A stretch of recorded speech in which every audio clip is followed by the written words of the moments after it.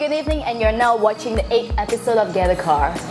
Yes, in this episode, Lynn and I are going to get down and dirty. We're going to go off-roading. I'm also going to go very, very quickly in a modern classic. But before we head in that direction, Lynn, we have... the Mitsubishi 2.0 Lancer GT, which is the brother of the Mitsubishi Evolution 10. The Evolution series of Lancers have done a lot, if you think about it. I know you're too young to remember, but the Lancers in the 80s were so ugly, so small, horrible. And thanks to the participation of Mitsubishi in the World Rally Championship over the past 15 years, they have taken a garden variety, ugly, pathetic, small, pitiful little Lancer into the beauty that it is today. Let's have a look. Formula One is in motorsports. The drama is now, more often than not, off track with colourful characters like Max Mosley and Flavio Briatore flagging up all the valuable column inches. There's no overtaking, and crashes are now planned in advance. Formula One used to be the Michael Bay of motorsports. Fast, loud, with lots of dynamic camera angles. Now it's just predictable, dull, and lame. But rallying, now that's a different kind of sport. It's grimy, dirty, and dusty. It's a proper testosterone-charged sport, where drivers are just as likely to fall off a ravine as they are slamming into a wall of AIDS. And unlike Formula One, these rally cars start their lives as humble, humdrum saloons. Much like this, the new Lancer. Okay, it's not really all that new. It's not even a mild facelift. I honestly can't tell the difference that has been made. Oh, there's one. It's in chrome now. Usually, when the word Mitsubishi Lancer is uttered, motoring enthusiasts will patiently wait for the accompaniment of the word Evo. Previous Lancer variations were so detached from their Evo twin siblings, you'd be better off driving a llama. They are that far apart. But the current iteration of the Lancer, though lacking quite a bit of the rally-bred department, is built from the ground up to be a brilliant driver. It's like a llama RS.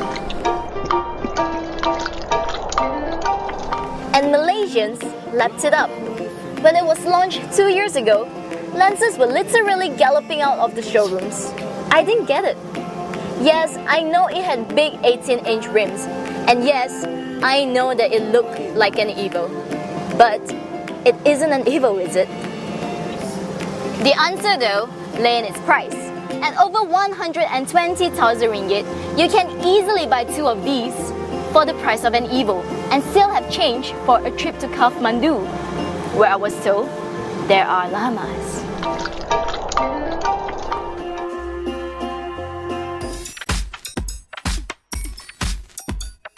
Just look at the front grille and 18-inch rims. Yeah, it's definitely performance-oriented, but they still have the effect of provoking other drivers on the road to feel inferior as you pass by.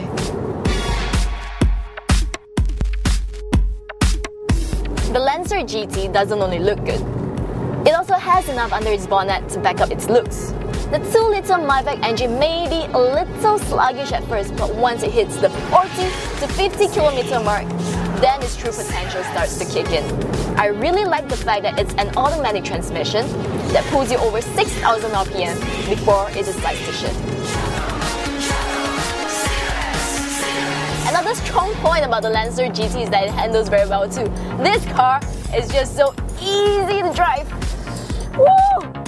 The confidence it gives you when you're taking bends and corners, even maneuvering through tight spots, is unbelievable.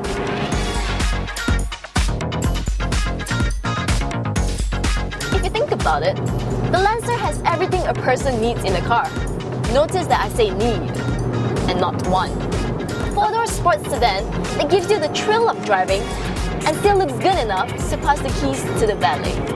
When the third generation Lancer first launched back in 1982, which was also called the Mitsubishi Champs, it was used as a base model for our first national car, the Proton Saga.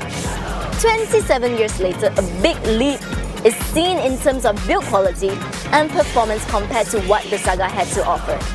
And Proton Having renewed their cross-licensing and technology transfer agreements with Mitsubishi in 2008, we should be seeing some Mitsubishi-based Wajas in 2010. To be brutally honest, when Lancer was launched, it gave the long-standing champion, the Honda Civic, a broken jaw. But now, 2 years on, the Lancer has to go up against not only the Malaysian favourite, the Honda Civic, but the outstanding Mazda 3 Sport as well. The Lancer is very evil in its DNA. Despite Mazda winning the overall car of the year, I can't help but to wonder if the outcome would have been different had the Lancer competed.